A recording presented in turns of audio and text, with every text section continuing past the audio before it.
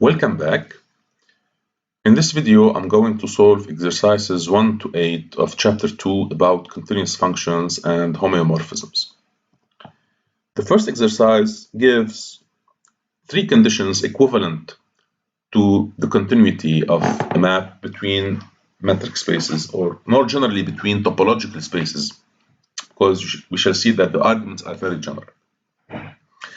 Okay, so first condition, f is continuous, so at every point. Second condition, the image of the closure of a set is contained in the closure of the image, and the closure of the inverse image is contained in the inverse image of the closure. The inverse image of the interior is contained in the interior of the inverse image, and we are asked to give an example where equality in 2 fails. Okay, we will try to do a circular proof. So 1 implies 2. How do I prove that f of a bar is contained in the closure of f of a? So we take an arbitrary element in the first set. What does it mean that y is in f of a bar? It means that there exists x in a bar whose image under f is y. And what does it mean that x is in a bar? It means that every neighborhood of x meets a. Now we want to prove that y is in the closure. So we have to prove, according to proposition 1.8, that every neighborhood v of y meets f of a. Okay? So take an arbitrary neighborhood v of y and use the continuity at x. What does it mean? By definition, f is continuous at x if for every neighborhood of f of x there exists a neighborhood of x whose image is contained. Okay, so you can find a neighborhood u of x whose image under f is contained in v. Okay, now what does it mean? So since x is in a bar, it means that in particular u meets a. Okay, so to simplify, so let x prime be in the intersection, or z. Okay, if z is in the intersection, it means that f of z is in f of u, so in v, and f of z is in f of a. So therefore, there are actually 2 ways of writing this, but the point is that v meets f of a because, well, so this is a first proof. We know that the image of the intersection is contained in the intersection of the images, and since f of u is contained in f of v, then this is contained in this. And now, if this is not empty, then its image is not empty, so this bigger set is not empty. Or you can take an element z here and prove that its image is here. So same thing, actually. But since v was arbitrary, it means that every neighborhood v of y meets f of a, and therefore y is in the closure of f of a by proposition 1.8. Okay, very simple. And this is a very general argument. It holds, we can apply it to maps between topological spaces, not just metric spaces. Now, in the case of a metric space, we have another proof that uses sequences. Okay, so we proceed in the same way. So we take y in f of a bar, and therefore same thing. So y equal f of x for some x in a bar. And now we use the sequential characterization of a point in the closure. If x is in a bar, and of course a is in a metric space, then there exists a sequence in a converging to x. Okay. Now we know that by proposition 2.1 that this means that f of xn converges to f of x. Okay, which is y. Okay, so y is the limit of a sequence in f of a, and therefore by proposition 1.8 again, y is in the closure of f of a. So it's the same idea, but this argument does not hold for a map between 2 topological spaces, because you shall see later. So this is really specific to metric spaces or some particular kind of topological spaces. Okay. So this is why sometimes we don't need the assumption of a distance, because we just use neighborhoods and open sets and closed sets and so on. But when we deal with sequences, we usually need the assumption of a metric space. So sometimes the proof, maybe you will find this proof a little bit easier actually, or simpler. Okay, so to imply 3, we take an arbitrary element in the first set and prove that it's in the same set. So we take X in the closure of the inverse image, and we let A to be this inverse image. So A is F minus 1 of B.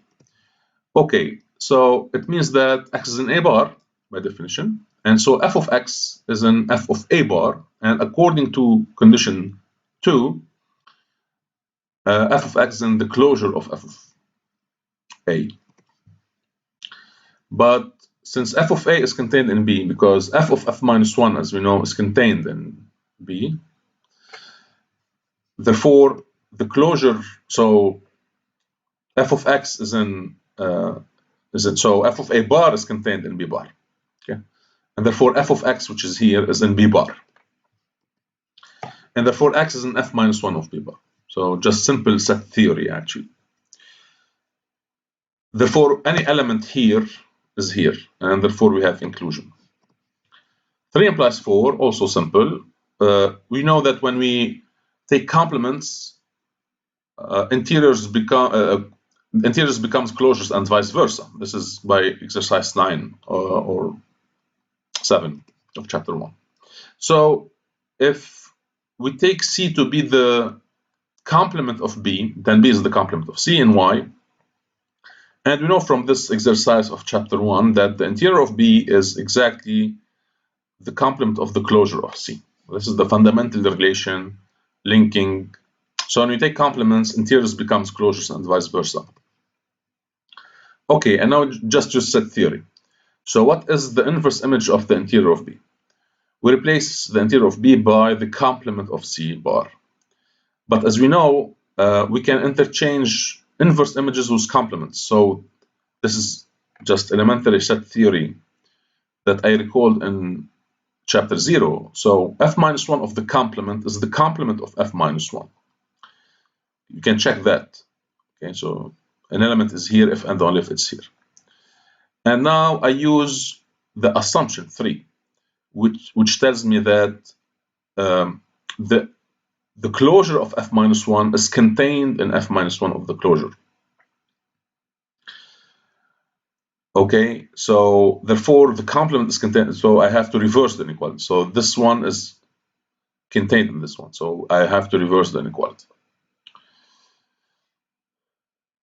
Okay, and now I use again exercise 7 from chapter 1, which tells me that the complement of the closure is the interior of the complement. So same relation here. But here we are working in Y, here we are working in X. And I use again set theory. So the complement of the inverse image is the inverse image of the complement.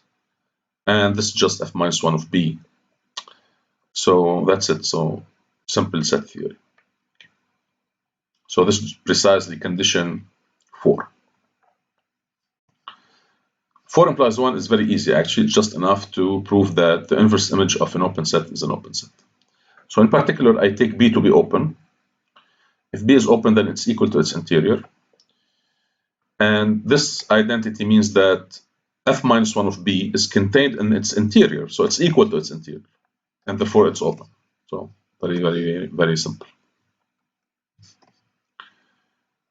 So the inverse image of an open set is an open set. And please, once again, don't confuse inverse images with direct images. This is very, very important. I told you this maybe before. Because the sets live in different spaces. Okay? If a map transforms open sets into open sets, it's called an open map. Okay? And a map can be open without being continuous and vice versa. Okay. So this concludes exercise 1. And now we have to give a counterexample. I will give two counterexamples. Take the function from R to R, which is 1 over x squared plus 1. So this is a kind of bell-shaped curve. It has a maximum at 0. And we take A to be just the whole line. So therefore, A bar is the whole line. It's R as well. And the image of this map is the semi-open interval 0, 1, as you may check. Okay, just look at the graph. And the closure of the set of f of a, which is just the closure of this, is the closed interval 0, 1. So we don't have equality. So this is strictly contained in this. Okay, I'll give you a more dramatic example. So we equip Q and R with the usual distance or usual topology, and we take F to be the identity map. So of course the identity map is continuous. But now, if we take A to be Q, so Q is the source space, okay? So Q is closed in itself. Therefore, A bar is Q, right? So yes, so this is just f of A bar. However, f of Q is Q, and the closure of Q in R is R. Okay? So there's a big difference. Okay, exercise 2 about continuity of the characteristic function, discontinuity or continuity about the characteristic function of a set. So in general, if you have a set X and the subset A of X, the characteristic function of capital A is the function that takes just two values, 1 and 0, 1 if X is in A, 0 if X is not in A. Okay, it's sometimes denoted by psi sub A. So now we take X to be a topological space. You can take it metric if you like, if you don't feel comfortable with, but we don't need any property related to distances. Okay, so the argument is very general. We have to show that 1A is discontinuous precisely on the boundary of A. Okay, and so just to get a feeling of what we are talking about, just take X equal R and take A to be just the interval 0, 1. What is the characteristic function of the interval 0, 1? It's just the map, which is 0, then 1, then 0. Okay, and of course it's discontinuous. Where is it discontinuous? At the interior of A, it's continuous because it's constant, and outside it's also constant, so it's continuous. The only discontinuity points are at 0 and 1, which are the boundary of A. Okay. But we have to prove something this in a very general context. So A1 sub A is discontinuous if and only if at X, if and only if X belongs to the boundary. Okay. And you have to conclude that the characteristic function of continuous if and only if A is clopen. Clopen means closed and open at the same time. And this is something that we shall revisit in chapter 4 about connectedness. Okay. So for example, actually one trivial case, if what is 1 sub A, 1 sub X is just the constant function 1. Okay, so it's continuous. And the characteristic function of the empty set is 0, so it's also continuous. Okay, so these are two examples where we have why, because the boundary of these two is of the whole space and the empty set is empty. Okay, so we let D to be the set of discontinuity points of this function 1 sub A, and we have to prove that D is precisely the boundary of A, which is just a bar without a circle. Okay, so how do we prove that? Double inclusion. So first, boundary contained in D. So let X be an element in the boundary of A. We'll prove that 1 sub A is discontinuous at X. Okay, so let U be a neighborhood of X. Then U meets A and meets the complement of A as well. Because what does it mean that X is in the boundary? It means that it's an A bar, and in the closure of the complement of A, we observed this before. So when a point is at the boundary, any neighborhood of this point meets A and the complement of A. You can draw a picture if you like. Okay, and now, therefore, take an element in the S in the intersection of U and A, and an element T in the intersection of U and the complement of A. Since S is in A, then 1 sub A of S is 1, and 1 sub A of T is 0. So the distance between these two, is 1, right? And this quantity cannot be made arbitrarily small. right? If 1 sub a was continuous at x, s and t both belong to the same neighborhood of x. So the distance between them should be close to the distance to 1 sub a of x. Okay? So they should be close together. And since this quantity cannot be made arbitrarily small, it means that 1 sub a is discontinuous at x. So x is in D. Now, for the converse, we need a fundamental partition. So the boundary, if you like, partition of a set, partition cuts the space into 3 disjoint parts, or 2, if you like. So we have the interior, the exterior, okay, which is actually the interior of the complement by exercise of chapter 1. So, and the boundary. So any space X is a disjoint union of 3 sets: the interior, the exterior, and the boundary. And this is very easy to prove. This just follows from the definition. So to prove that any point in D is in the boundary, we have to prove that any point in a circle and in the interior and in the exterior is a continuity point, right? So, and this is almost trivial, because if x is in the interior, then so a circle is a neighborhood of x. So for any y in a circle, so in particular x and y, if y is in the interior, then y is in A. So 1 sub a of x is 1, and 1 sub a of y is also 1. So the distance is 0, and this can be made less than any positive number I like. Okay, so we found a neighborhood of x on which 1 sub a is constant and therefore continuous. And the situation is completely similar, because if now x is in the exterior of A, so in the complement of the closure, this set is open because it's the complement of a closed set. So once again here, 1 sub a is constant on this neighborhood, so it's continuous. So the distance between the distance between these two elements is 0, so it can be made less than any epsilon. Okay, so therefore we have proved that 1 sub a, the points of discontinuity of 1 sub a is precisely the boundary of A. Therefore, 1 sub a is continuous if and only if the set of discontinuity points is empty, and therefore the boundary is empty. And we already observed that the boundary is empty if and only if the set is closed. So both open and closed. Okay. Exercise 3, very simple. The idea is contained in the proof of the continuity of the inverse of a function, if you like. So here we have a topological space X and a map from X into R, which is continuous at the point X, at some point x0.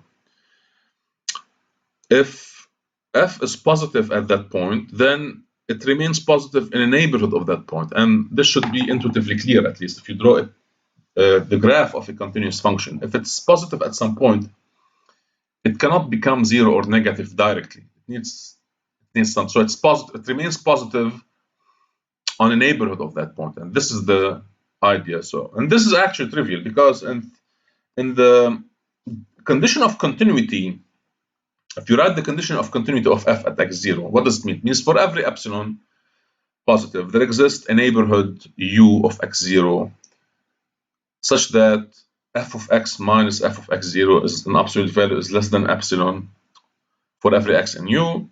So in particular, we can take epsilon equal f of x0 over 2. And therefore, we find a neighborhood on which f of x minus f of x0 is less than this epsilon. And this is actually a double inequality. This means that f of x minus f of x0 is less than this and bigger than minus f of x0 over 2. And we are interested in the second one, so f of in this inequality actually. So f of x minus f of x0 is bigger than minus epsilon. Why? because now if I add f of x0 to both sides, I get f of x is bigger than f of x0 over 2, which is epsilon. So f of x is positive, and this is true for every x in the neighborhood. Okay. So this is very easy. Exercise 4. We have a map, a continuous map between metric spaces, and here the assumption of metrizability, if you like, simplifies a little bit the proof. Okay, because when we can deal with sequences. Okay. So we equip the product of x, the Cartesian product of x times y by the plus distance that we already encountered, but we can equip it actually with the Euclidean distance or the maximum between these two. Doesn't really matter, because they generate the same topology. So we have to show that the graph of f, which is a subset of the product, is closed in the product. And the graph of f is what you actually draw. Okay, if you are given a function from R to R, what you draw is the graph, is the set of couples of the form x f of x. Okay, so why this is true? Okay, there are two strategies in general to prove that a set is closed. Either we prove that its complement is open, or we prove that the set is equal to its closure, or that the closure is contained in the set. Same thing, because the other inclusion is always true. So we take an element in the closure of the graph, and we prove that it is in the graph. How do I prove that xy is in the graph? I must prove that y equal to f of x.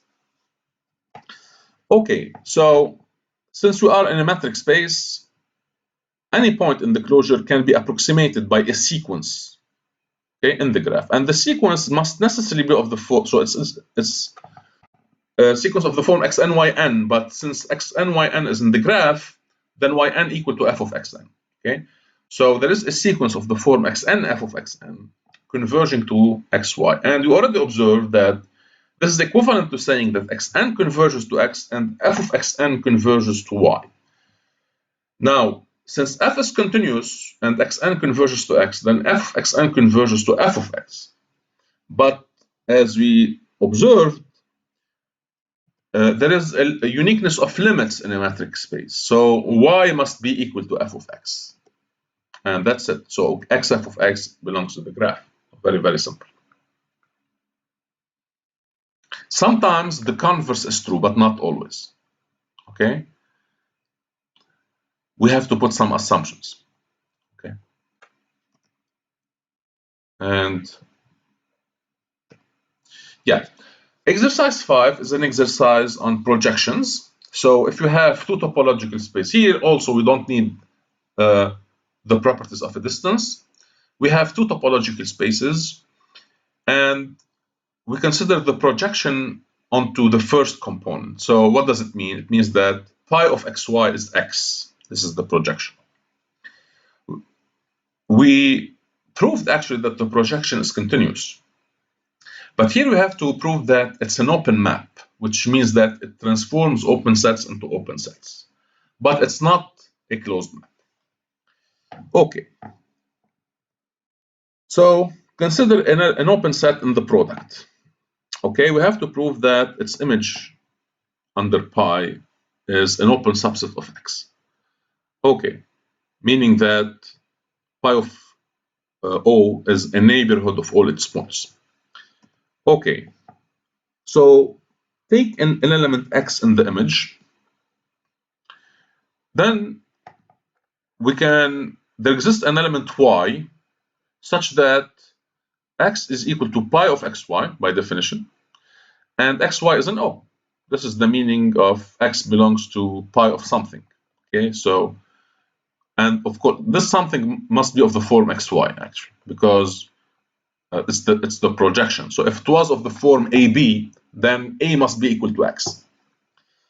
Okay, so now we go back to the definition of the product topology. What does it mean that O is open and x times y, and xy is an O? It means that I can find an open rectangle, U times V, containing xy and containing. We explained that in details in the lectures. Okay, so therefore pi of xy belongs to pi of uv, which is contained in pi of O. Okay, but pi of xy is x, and pi of uv is just u. The projection of this rectangle is just the first side. Okay, and this is just pi of O.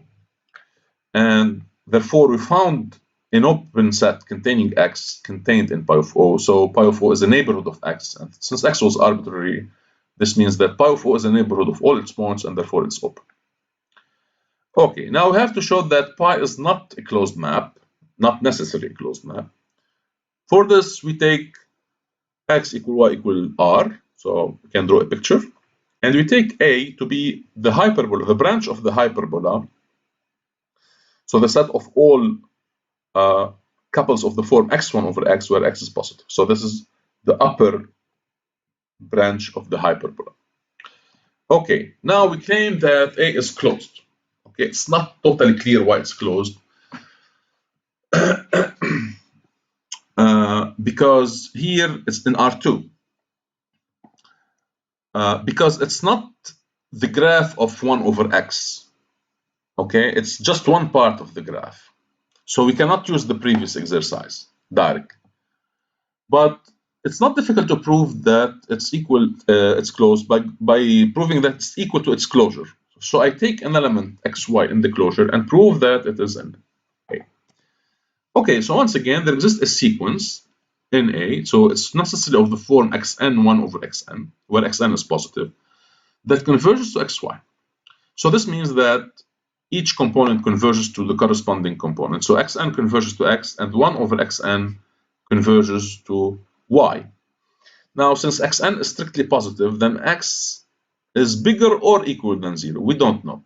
Okay, but we will rule out the case x equals 0. If x was 0, then 1 over xn would tend to plus infinity. But 1 over xn tends to y, therefore x is strictly positive.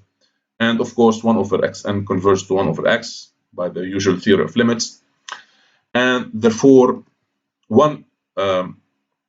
since y over n, so therefore by uniqueness of limits, again, y equal 1 over x, therefore xy is an A. Okay.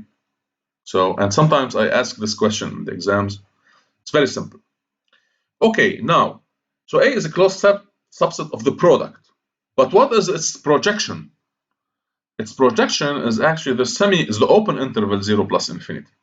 Okay, and this interval is not closed. So the direct image of a closed set need not be closed. Okay, so this is one counterexample. We have to put other assumptions in order to ensure that the direct image of a closed set is closed set. And here, although pi is continuous, so the inverse image of a closed set is a closed set, but the direct image of a closed set is not a closed set. Okay, so don't confuse direct image with inverse image. Okay, exercise 6, very, very simple. We have a map between two topological spaces, and we have what we call an open covering of X. An open covering is a collection whose union is equal to the whole space, and this is a notion that we shall study in the next chapter. So we have to show that the restriction of F is continuous, the restriction of F to any one of these open sets, if and only if F is globally continuous. Now, of course, one direction is easy. If F is continuous, then the restriction to any subset of X is continuous as well. We know that. So we have to prove the converse. Okay, how do I prove that F is continuous? There are several characterizations, but since we are working in topological spaces, it's better not to use sequences. So we need to use one of the characterization of continuity, so either that the inverse image of an open set is an open set, or the inverse image of a closed set is a closed set. But here, since you are dealing with open sets, it's natural to consider the inverse image of an open set. So you take an open subset of Y, and we have to prove that the inverse image under F of O is open in X. Now, we use the continuity of the restriction of F to U alpha. So the inverse image under this restriction of O is open in U alpha. But since U alpha is open in X, then this guy is open in X as well, because an open set of an open set is an open set. We studied that, and in general, if U alpha is not open, it doesn't mean that this is open in the bigger space, because here we have two. Okay, so have a topological space X and a subspace of it. Okay, but from set theory, what is the inverse image of this restriction of O? It's simply U alpha intersected with F minus 1 of O. Okay, this is really trivial, because what does it mean that an element is here? It means that, so X, what does it mean that X, small x, is here? It means that X is in the domain of the function, so it's in U alpha, and its image under this map is in O. But F restricted to U alpha is just F, so it means that F of X is in O and X is in U alpha, so it's the intersection. So this is really simple set theory, and I think we used that before. Okay, and so now we use set theory again. F minus 1 of O, since F minus 1 of O is contained in X, so we can write it as F minus 1 of O of X. But X is the union of all these U alpha. And now I use distributivity of intersection with respect to union, so I can put the F minus 1 inside. So I get the union of F minus 1 of O intersected with U alpha. And as you know, this is an open set, right? So F minus 1 of O is a union of open sets, and therefore it's an open set of X. Okay, so very, very, very simple. Okay, so it's a kind of, if you like, pasting. So global continuity here follows from local continuity. Okay, there is another pasting result called the pasting lemma. So it tells me that under certain assumptions, when I paste together two continuous functions, the result is still continuous. So we have two topological spaces X and Y, such that X is the union of these two sets, A and B, and A and B are closed. Okay, now I didn't say that they could be disjoint, but not necessarily. And we have two maps, one F defined on capital A and another map defined on B. And we assume that both functions coincide on the intersection. Okay, we need that in order to define the function, the pasting of these two maps together. So we define now we combine these two functions into a new function that I call H. So H is defined by F of X if X is in A, and G of X if X is in B. And this makes perfect sense. This perfectly makes sense because when X is in both A and B, F and X and G of X coincide, so there's no contradiction. Okay, and we have to prove that this new map obtained by pasting together two continuous functions is itself continuous. Okay, so how do I prove that? Since you are dealing with closed sets, it's natural to prove that the inverse image of a closed set under H is a closed set. So we take a closed set C of Y, and elementary set theory tells me that the inverse image under H of C is just the union of F minus 1 of C and G minus 1 of C. How do you prove that? Double inclusion or equivalence. So X is in here if H of X is in C, but H of X is either F of X or G of X. So it means that either F of X is in C if X is in capital A, or G of X is in C if X is in B.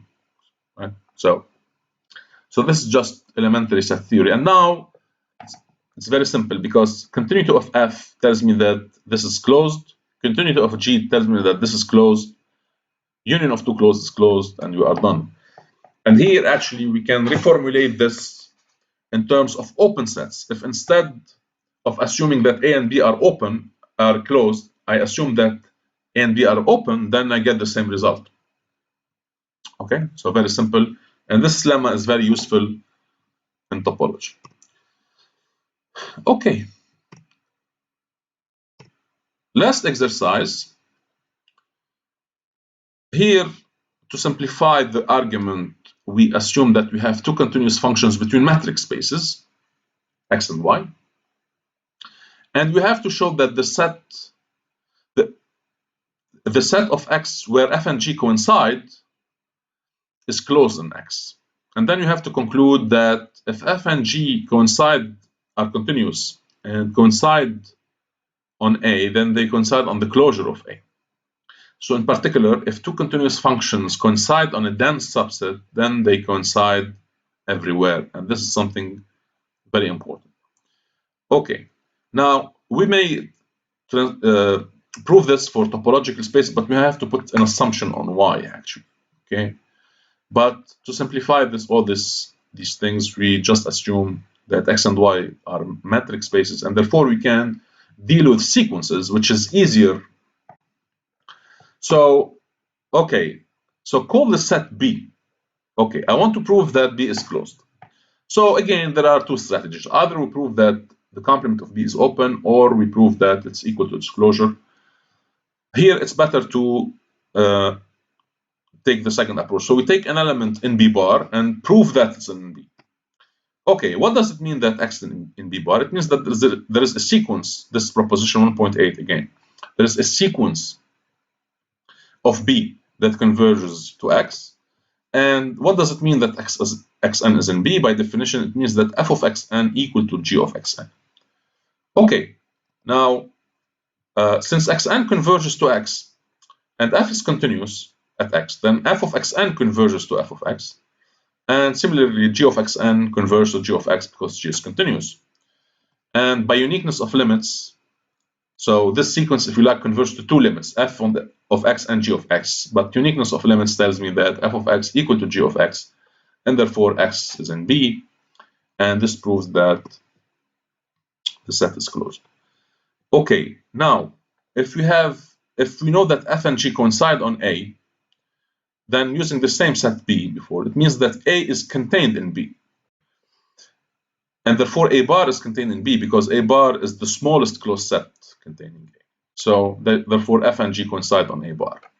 And that's it. In particular, if A bar is equal to capital X, so meaning that A is dense, then actually B is capital X. So actually they coincide everywhere. So this is really a fundamental elementary result in analysis. Okay, so this concludes this video. In the next video, I'm going to solve the remaining exercises. So thank you for your attention and see you next time.